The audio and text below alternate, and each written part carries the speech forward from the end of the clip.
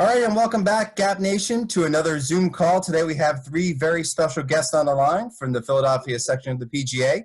We have Jeff Kiddie, who is this year 2 or year 1 of presidency, Jeff?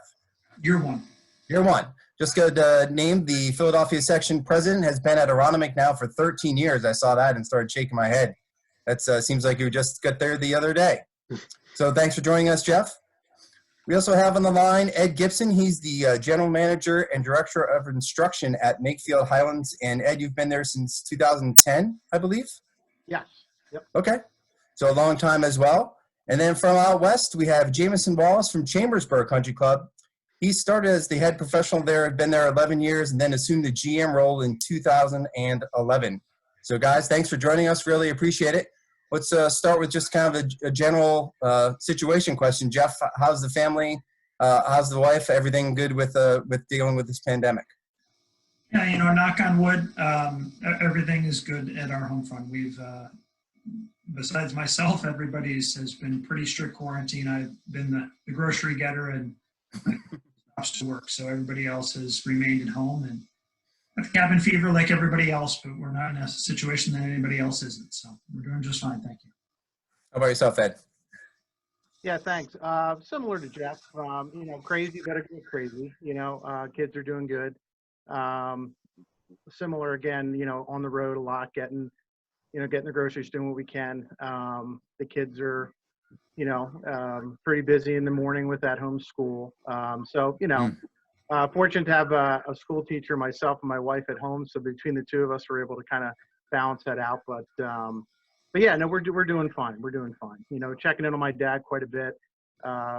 He lives down in Glenside, but he's by himself now since mom passed away in the fall. But we did a couple drive-bys, a parade, and got food off. So, we're keeping an eye on him. So thank you.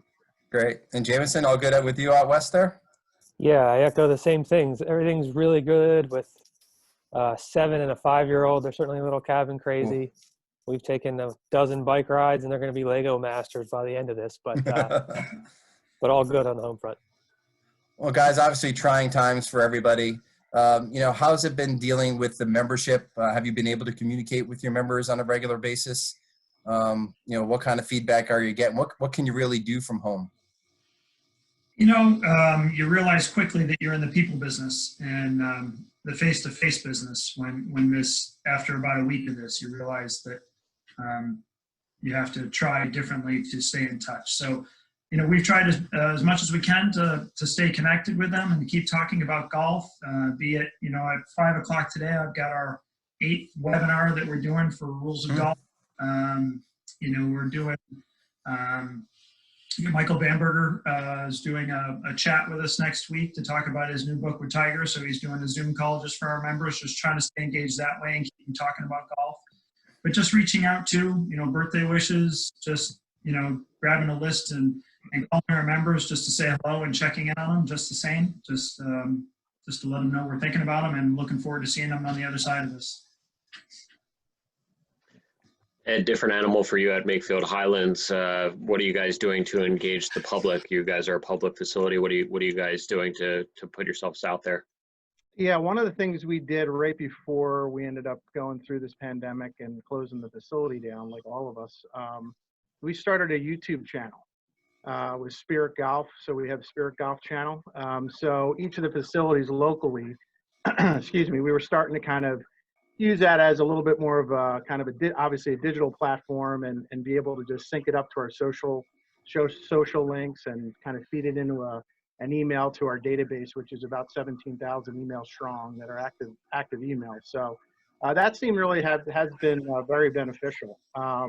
Even when we were starting early on, when we shut down, one of the best days when we were chef was going through the kitchen and kind of seeing what he could save and what he couldn't save, and we made some homemade soup and some sandwiches for the first responders. So just kind of getting out in front of that, trying to be, like Jeff said, engaging our customers or in his case and others members. Doing some different swing tips. Things you can do at home. Things for the kids out front or in the backyard with my junior golf coordinator. So just you know, even just this week, we tried to do a little digital text message that came up as almost like a commercial on TV with music in the background, similar to stuff that you guys do, just to let people know that certainly it's going to be a new norm when we come back. We don't know, you know, what capacity it's going to be. Certainly it's going to be a, you know, whole different dynamic, but, you know, we're trying to stay ahead of it just like everybody else. You know, with our township, we're meeting once a week, on COVID-19 initiatives. And just trying, you know, speaking with the chief of police and others just to see, you know, what the new protocols are going to be and how we have to try to, you know, prepare to get ready whenever that is. We're hopeful, like all of us, wherever that green light's going to be, that maybe we'll be 7 to 10 days in front of that, so we can start to, you know, put some of these action plans in place. But yeah, I think the YouTube and certainly social for us has been the biggest outlet. Good stuff. And Jamison, you got a pretty active membership out where you are. You know, what have you been able to do to communicate to the members? You know, it's certainly been a challenge. We, you know, we're proactive. I think we're approaching week 7 of our essential shutdown. So with that, I have my grounds crew cut in half. I have all my golf staff is laid off. So there's literally 6 or 7 people on the payroll right now. So there's not folks to go out and shoot these tips or do those type of things. So we've had the YouTube channel up for 4 or 5 years, and I think it's been really good. It's been amazing to see the read rates and the view rates just basically double during this time. So our read rates are as high as they've ever been. Our views and our click-throughs have been amazing. So there's an appetite for the communication channel there from our membership. They certainly want to know what's going on. They want to know what the future looks like. So we've been trying to put that out where possible in terms of getting in front of them digitally with relevant information as often as we can. A good point, Jamison. You know, if I do a rule seminar in person in the spring, you know, if I usually do a few of them, I get 25, 30 people. I'm getting 45, 50 people, you know, per session for some of them. If I get a good time, you know, I've tried to change them. People are just sending me texts and emails afterwards saying, it's just nice to talk about golf. So whatever it is, they're just happy to be talking about golf. And for those of you that don't know on this Zoom, that Jeff is a member of the PGA of America Rules Committee. So he's well versed in the rules. And we can always use some refreshers, I'm sure, just like the members can. So Jeff, Dan, before you hop in here too. So Jeff, just talk a little bit. I know GAP and the section have joined forces with other allies within the state of Pennsylvania in the golfing community to talk to the governor's office when we can. Can you just maybe touch a little bit on the efforts that we've jointly had with those other groups? Sure. You know, there's an allied association with all the different organizations, be it even Philly Section PGA, GAP, Pennsylvania State, Golf Course Owners Association, CMAA, GCSAA, Western Penn. I mean, there's this allied association that does some communicating together, but another letter was just sent this week to the governor's office trying to explain that golf can be played safely with proper social distancing protocol, you know, not much different than how fishing was viewed. So another letter did go to the governor's office, and we're hopeful. And, you know, again, it's also, we're advocating for people to be able to do it. It doesn't mean every facility is going to do it. There were facilities that closed down before the governor closed down golf. There were facilities in our area immediately here near us that closed before we were mandated to close. And it doesn't mean as soon as the governor says you can play golf that every facility is going to open. They're going to make sure they do what's right for their staff and their members or their customers. You know, there's a lot of facilities and a lot of golf professionals that would benefit from having some activity right now too. So. Yeah, and I think the biggest takeaway from that from GAP is that we have been communicating, advocating for our members and our member clubs. And, at this point, when the governor wants to do it, he'll do it. Obviously, people's lives are a little more important than playing golf right now, although we'd all love to be outside and walking on the green grass. But, you know, when it happens, and we'll be ready, both groups and all groups will be ready to go once we get the all clear. So, Dan, I know you had Go ahead, Jeff. And one more thing, I am also proud with how much the Golf Association and the Philadelphia Section PGA have worked together. I mean, we obviously both have two great executive directors and great staffs. Amongst you guys are part of that great staff. And I'm proud of how much the two associations have worked together to provide a more unified message to the golfing public too. So I think it's terrific and a great resource for the golfing public. Yeah, well said. Well said. Sure, it's great communication on both fronts. Yeah. Go ahead, Dan. So, guys, we, as a communications team, we, focus heavily on communicating with our members. What do you think has been the most effective way? Which platform? Is it email? I know you guys, bunch of you said YouTube. What's been the most effective platform specifically to reach your members during this time? I'll lead it off. We do a lot of email.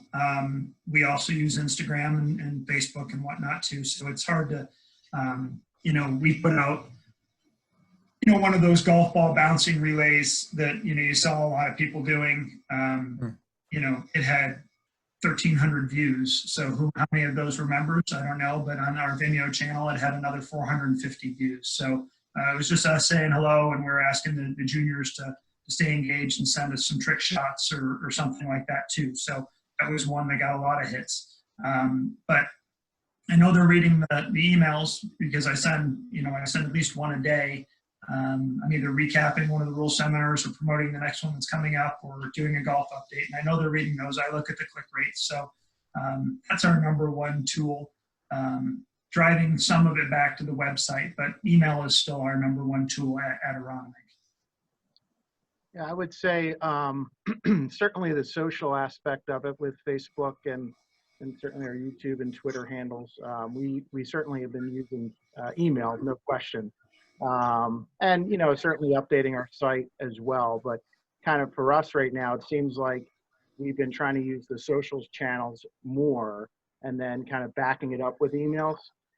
Just because, our township director is, I'm really kind of certainly in communication with him. So when meaning the township, changes their website with dates and whatnot, then we then back up ours versus if I know a date looks like we're going to go to May 8th, if they haven't changed their website yet or sent out an email, then I'm kind of behind them a little bit. So we kind of certainly engage our customers through the social aspect of it. And similar to Jamison and other facilities, I mean, I was forced to lay off quite a bit of my team the beginning of the month. So I really only have 3 or 4 of us that are on campus. So taking little quick videos like Jeff was doing, a little softball thing. We got one coming up this week and others, and me being on a mower and, making sure my lines look good.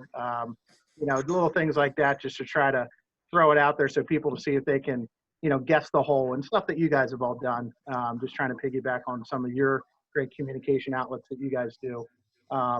Ed, you're Bucks County, correct? With the club? Yeah. Okay, just so people know that. County, yeah. Jameson, what about you? How are you keeping in touch? I think we want to go where the people are. Everybody has their preferred communication channel, right? You may be a Facebook guy or Twitter and Instagram. So it's been really big for us to have a cohesive message that carries through all the platforms, right? So certainly it's going to stimulate or emulate from an email, but then we're going to drop it on Facebook. We're going to link it up on Twitter. We're going to do it on Instagram.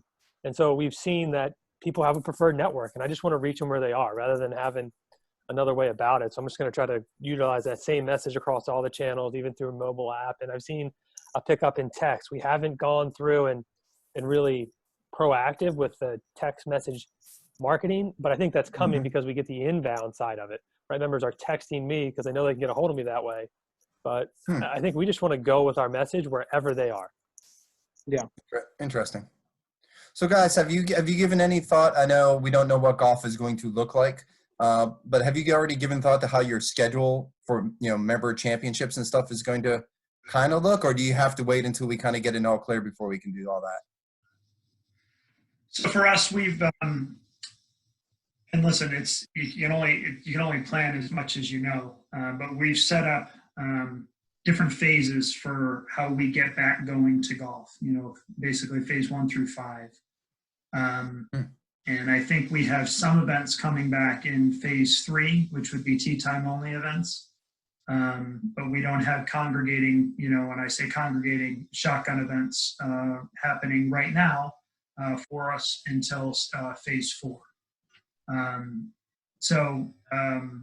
But who knows? I mean, if we get to, July 1st and, restaurants are operating normally and we're congregating more than we think we're going to be, or think we're allowed to congregate as we try to plan for this, who knows? Maybe we'll be calling audibles for sure. I'm sure these phases, plans for the phases will change. Right. So we've tried to set it up in different phases of what we can bring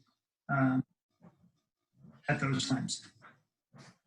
Yeah, not too far off of that. We're kind of in a 3-phase kind of step process.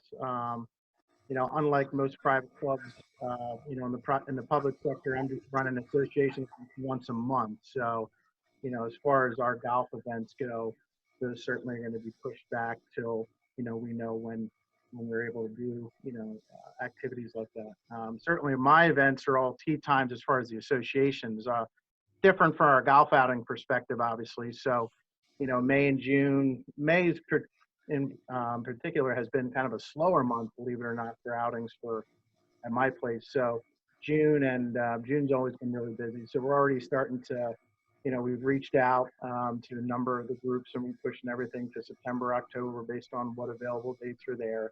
But, again, similar to Jeff and a lot of other places, looking at phasing, what for us really being what our operation's going to be as far as checking in, tee times, no cash, a lot of different protocols we started to do prior to shutdown, because we knew it was going to kind of be, as far as the shutdown goes, probably golf last. I figured it was going to be clubhouse and restaurant first, golf cart second, and then the golf course third. So we had already kind of started making some protocols and different things before the shutdown. So we'll have to kind of revamp some of those and obviously add a few more, certainly for safety and then the time of business, and really how many staff do I need or what do we need? Because a lot of my counter staff or outside staff are all north of 65 years of age. So that's another concern that, I don't want to put any of my team members in a kind of precarious situation. So, but again, I think the phasing aspect of it and trying to figure out, 1, what operation looks like, and then 2, 3, what the next steps are. But, the calendar's already being moved around quite a bit. Yeah, and I second that. I'm a little nervous about, essentially what we're going to be trying to do is cram 7 months of activity into a 4-month playing window.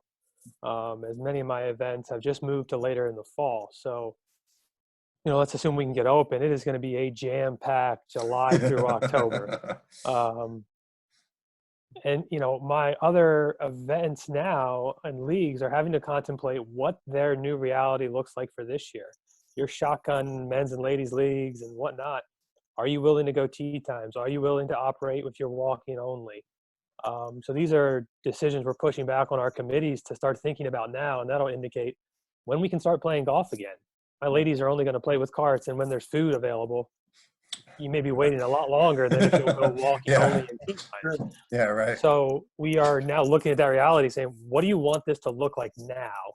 And how long do you want to sit on the sidelines? But I really am nervous about the activity level that is on the calendar for the last 4 months of the year for the golf season.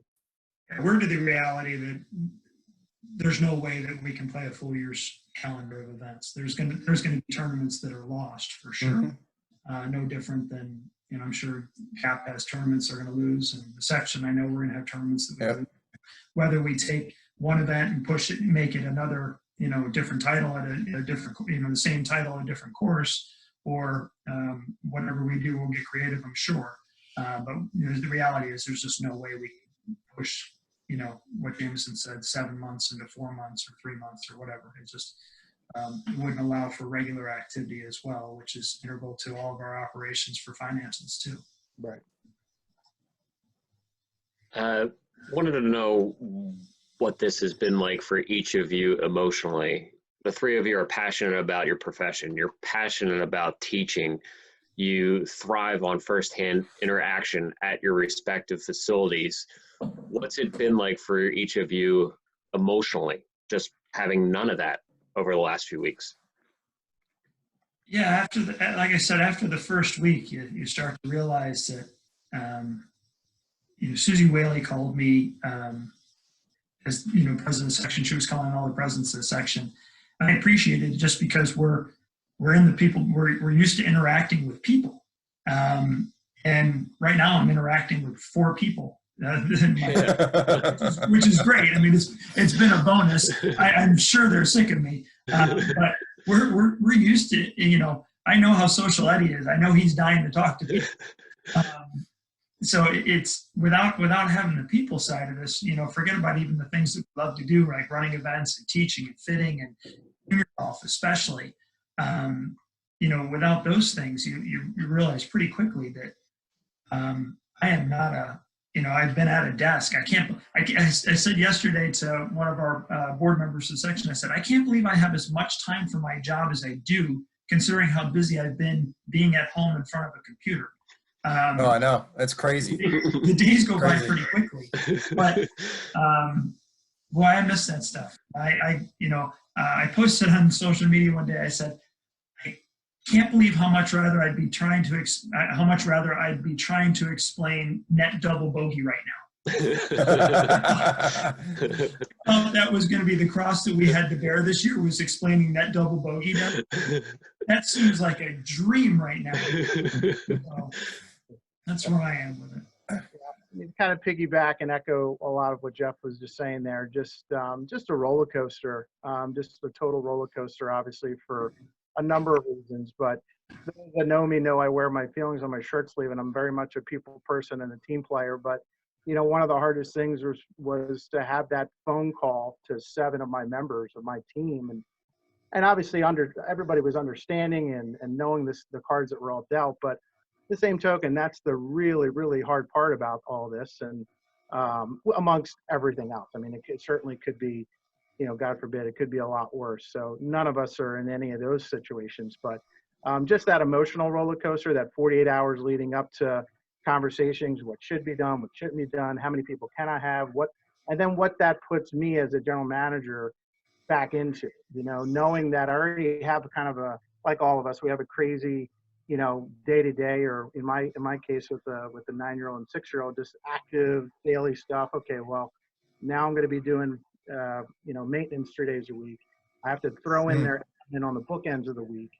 I got to get mail. I got to do this. Got to do payroll. Got to do payables. Got to get to the bank, get back. I mean, I'm so I guess in a way appreciative of what everyone's role is on my team. And I've certainly always make sure they know how I feel about it, but that's just one element of just the emotional side of, the overwhelming feeling sometimes of being like, wow, okay. Yes, we don't have day-to-day activity, but the emails are still flying. The expectation levels are still high, and we're all forced to do so much more with less. So that's going to, be part of a new norm that we're all going to be faced. So, but yeah, I mean, as far as the home component, love it. But yeah, I, like Jeff and all of us, certainly am eager to see people and to talk to people. But yeah, it's, I think that part of it early on, the anxiety of just, whether the reality of those staff members understanding or them saying, you know what, maybe I'm not going to come back. And then you have that whole other dynamic of it. So we just try to engage them as best we can. We did like a lot of you guys have done kind of some happy hour things with the team on a Friday, just engaging them, letting them know I'm thinking about them and I care about them and we're here for them. And, just trying to keep communication going with my team and obviously our customers, just like all of you've done. We talked about that earlier, just a communication strand, so there's no mixed messaging going on. So, but I think that part has really kind of been a roller coaster for me personally. Yeah, I'll hop in there, and I got a couple of thoughts there. And first, nobody's shooting bullets at us, right? So we're not in the line of fire in this battle either. So I think I I recognize that. So whatever we're feeling, there's something out there is probably worse. I look back on my training and 15 years ago it was, hey, listen, you measure your success by how many hands you shake in a day, not by how much money you get, right, in terms of a private club atmosphere. Well, for the first time in my life before we shut down, I had a customer deny shaking my hand for COVID reasons, which was just like, whoa, this is real. They literally won't shake my hand. And that is just, that epitomizes like this whole thing is going to change how we operate as golf professionals. And what does that do? Like literally. And that's just kind of how we're trying to roll through. And then in the first early part, it really puts us in some ethical challenges where XYZ club is still open or still operating with carts or still doing food and beverage, but you're not. So what is the right position to take as a club morally, ethically? What's the right move? Which has been the biggest challenge for me emotionally. Like, are we making the right decision, not only for the financial health of our operation, but for our stakeholders, our members? What's the right decision to make with? Do we let carts open when we get allowed to? What do we do? And those challenges, nobody has the right answers. And I think that's been the biggest stress for me in terms of coming out of this. What's going to be the right decision to make on those type of things? Yeah, heavy stuff. Very well said. Yeah, very well said.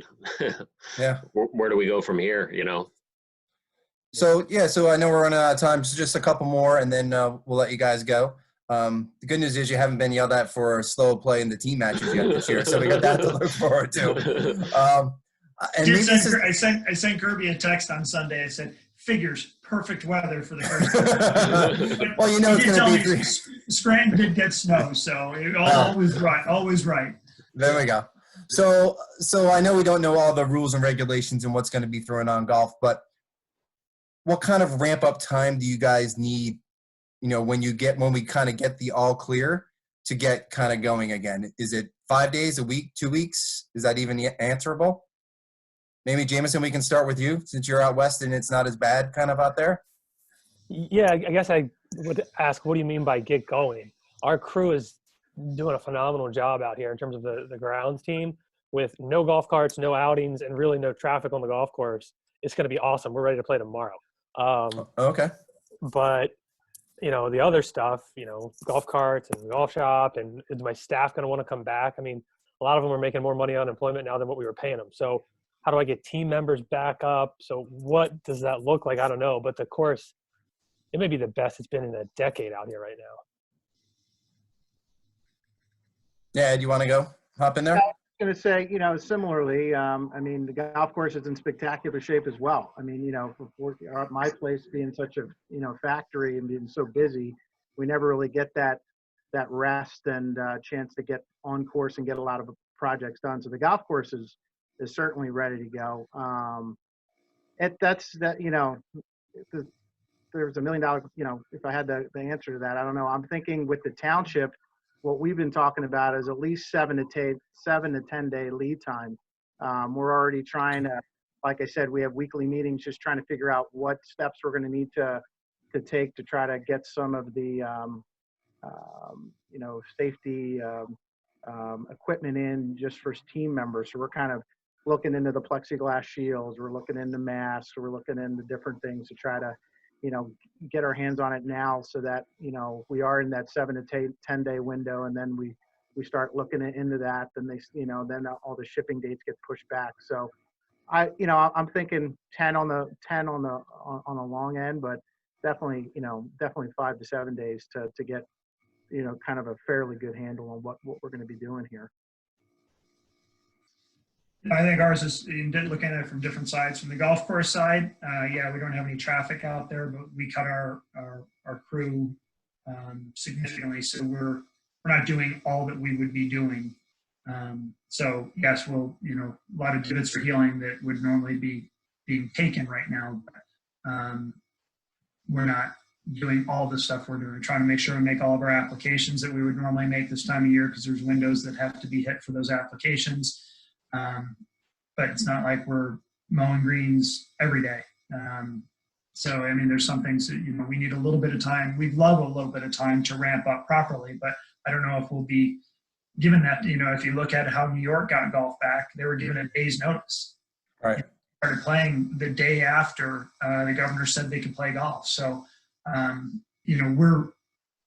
I thought from Wolf's, what people were saying about Wolf's announcement, I thought there was a chance they were going to say we could play golf this weekend. So I'm trying to get ready. We're not a tee time club. Are we going to have tee times? I don't know. And if we are, I've got to get a viable option for the members to use. But again, we haven't even made a 100% decision if we're going to have tee times. We're a caddy club. We have 24 cards. I doubt we're going to be using caddies right away. I don't know that for sure. Again, I'm not making the decisions, but if so, we only have 24 carts. So there's going to be a lot of people carrying or a few people pushing for the push carts that we have.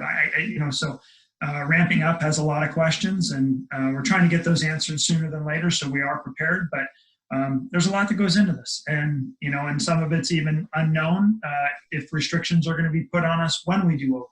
New York had some pretty strict restrictions that came with it. It could have one person working, and it could be a PGA professional, but it's basically a security person, I think, is what they deemed it. Some of it might be put on us, not necessarily us putting it on ourselves. But there's just so many questions. I think that's the hardest thing about this whole thing is there's just so many unknowns. Yeah. It was so much different than other things that we went through with 2008 or 9/11, whatever it might be. It's just so much different. So as best as we can to be as prepared as we can be, but like I said, there's going to be a lot of audibles called. Yeah, I know that's an impossible question. I was trying to get an idea, because to your point, Jeff, if we would have given the go-ahead, or the governor would have given the go-ahead yesterday as some thought, I'm sure there are guys today that would want to be out there playing golf right now. And and then you got the member, and you get the emails just like we do. Hey, we're paying members, and we haven't been able to use the facility, and now you're telling me that I can and I can't. There's all kinds of stuff that comes along with it. So Jeff, let's just close with this since you touched on it. I know you guys are set to host the KPMG PGA Women's Championship in the middle to late June. I guess the week right after the Gap Amateur is scheduled for. Have you heard anything on that? And I know you made an interesting point that you may be able to be kind of the starting point, right? If it all works out?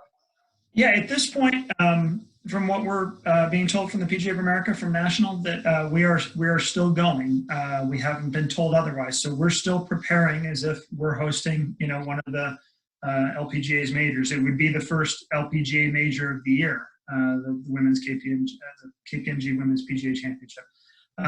So we're still preparing. It could possibly be the first spectator event in sport, but again, I don't know. We haven't been told otherwise, so we're still going and doing the things that we need to do to prepare for it as best we can. Great. Well, Jeff, Ed, Jamison, appreciate the time today. Stay safe, be well. I'm sure the Gap staff will be calling you soon enough to ask if we can sneak on the golf course and play a couple holes. So for Dan Schofield and Tony Regina, I'm Marty Emino. Thanks for joining us for Zoom, and we'll see you next time. Yeehaw!